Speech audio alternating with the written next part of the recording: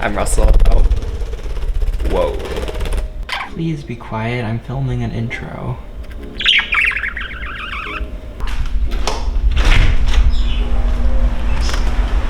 Oops. Okay, hi, I'm Russell. I'm currently a student at the University of Waterloo, and this summer I'm spending my time working remotely out of Richmond Hill, Ontario at an edtech startup called Pencil. Really excited to be sharing my week with you in terms of how I balance work, life, and design and all that good stuff. And yeah. I just wanted to preface this video by saying that I really want this to be super realistic and honest in terms of my life really is chaotic. For example, I don't always make it to running in the morning. I hate it sometimes, or rather most of the time. I drink way too much iced coffee that's unhealthy for me to get me going throughout the day. And I'm just really having one existential crisis after another. So really just wanted to preface this video and just say that if you're looking for like a really well put together, non-chaotic life and documentation of that, this isn't for you. But hopefully this will give some people insight into what it really looks like being a student in a pandemic and really just figuring things out. Yeah, hopefully some people out there will take some value from this content, and if you're going to keep watching, hope you enjoy.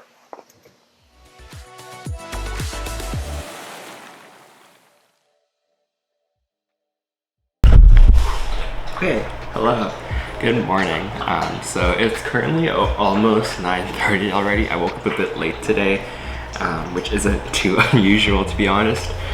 Usually if I do get up a bit earlier, I'll have time to like go for a quick run, take my time with things, but today I'm just gonna make a quick breakfast, say hi to Luna, and then really just get down to things.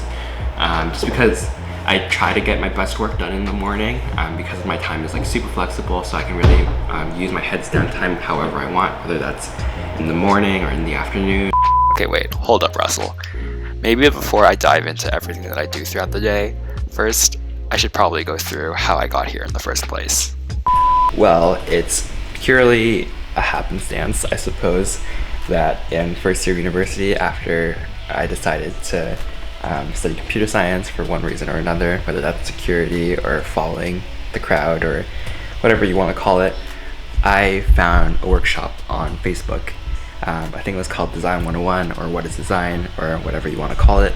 But essentially that made me realize, that one workshop and many ones after that, I had a very strong interest in design, but it's just that I didn't have the exposure to know that design was an actual practice. Long story short, made a lot of really crappy case studies to learn by doing, got a lot of good mentorship and learned a lot from a lot of different people, and here we are. Somehow 2 years has passed.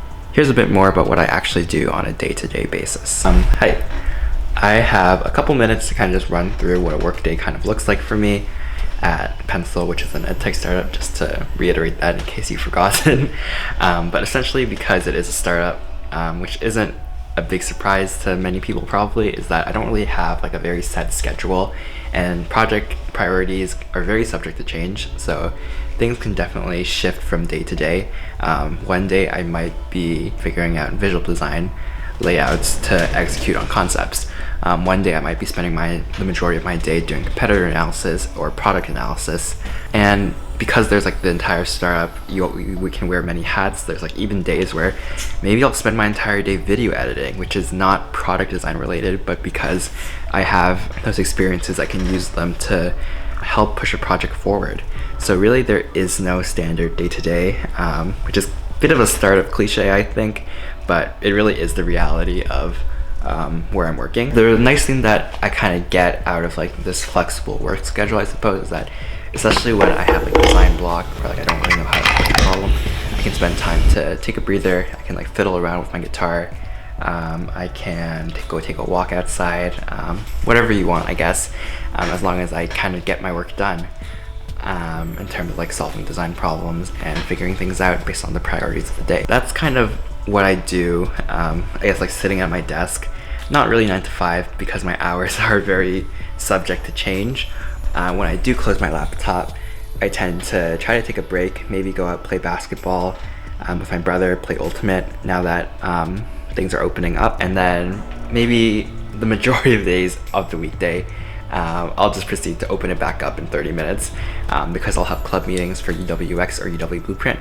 While I won't go too deeply into what UWX and UW Blueprint are, they're essentially both clubs that I can involve myself as a content strategist and product designer respectively. One to help develop culture for product designers at the University of Waterloo and beyond, and the other to help NPOs develop technology solutions free of charge. Yeah, so with that question answered, I think this is the perfect time to segue into some other questions. Hello.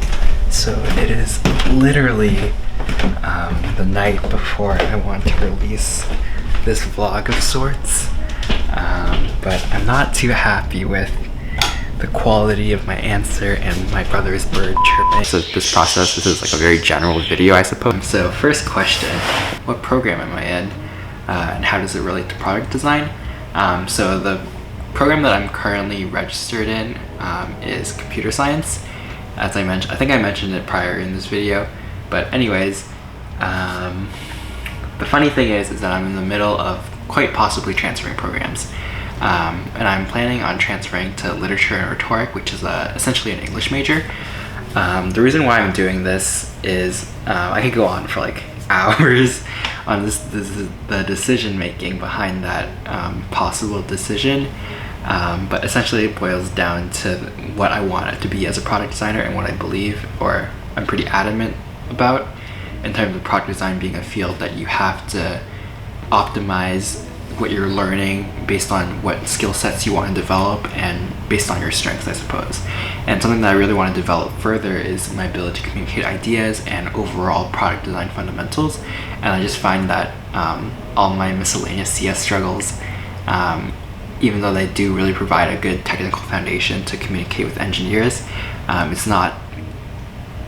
it doesn't outweigh the benefits of having a more liberal degree that will help me with essentially communicating ideas and just being a better designer overall based on what I think that I want to improve on for the future. Second question, so how did I find Pencil and why did I decide to intern here? I found Pencil through the co-op program at the University of Waterloo, through a program through their job portal called Waterloo Works. So essentially employers are able to post ads here for Waterloo students who are registered in the co-op program, and even though the design jobs aren't exactly numerous, I was able to find Pencil and secure that offer for the summer. And why did I decide to intern here? I think the reason why I chose Pencil was because I felt that before the internship I was at a place where I was confident enough that I could be able to grow by myself, not necessarily by myself, but more so without direct mentorship. Just like the high-paced environment is like a really good place to be in if you want to just practice a lot of different design skills at a really rapid pace. And I think that I was at a position where I needed that speed to really accelerate my growth as a designer.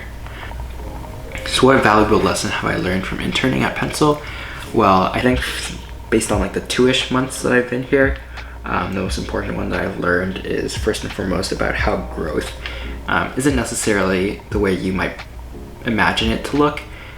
So growth can take a form in terms of your actual design skills. It could be, well, this isn't just growth in terms of your career path. There's growth in terms of, I guess, like all the other aspects of you as a human being. But anyhow, in terms of a design career, it doesn't tangibly look like necessarily like your skills being developed at a linear rate. They could improve drastically in a small sprint of time, but also there's to consider all the different soft skills that you're developing that aren't necessarily easy to quantify or make tangible. So for example, being able to handle high stress environments or pushing for deadlines and prioritizing, those are skills I definitely was able to pick up throughout my internship so far, just by being in that environment, even though I didn't really intentionally try to grow those skills from the get-go. Okay, that's pretty much all I can say in this video, I suppose. There's so much more I could have talked about, whether that's getting into design and actual practical tips for that, the different paths you can take in design, how to get involved in clubs like UWX and UW Blueprint. But unfortunately I don't have enough time. It's literally the release date of this video. But anyhow, feel free to comment down below if you have any questions. Make sure you like and follow 16 Weeks on all their socials, because they're amazing and great for giving someone like me a platform to kind of share my experiences. So DM me on Twitter or comment down below if you have any questions, and I'll do my best to answer them based on my personal experiences.